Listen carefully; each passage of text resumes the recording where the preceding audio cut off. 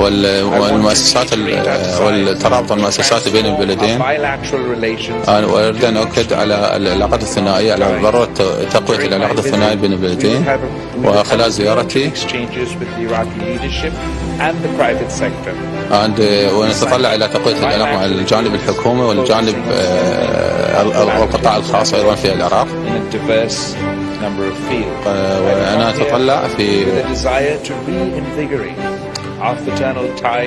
وأنا في زيارتي إلى تعزيز العلاقات في عدة مجالات مختلفة.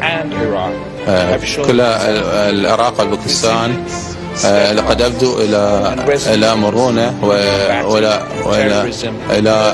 وإلى صلابة مواجهتهم للإرهاب والتطرف في المنطقة،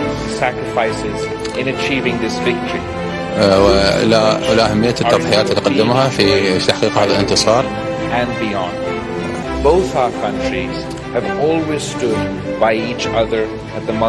وكل البلدين قد ساند بعضهم البعض في المؤتمرات الدولية،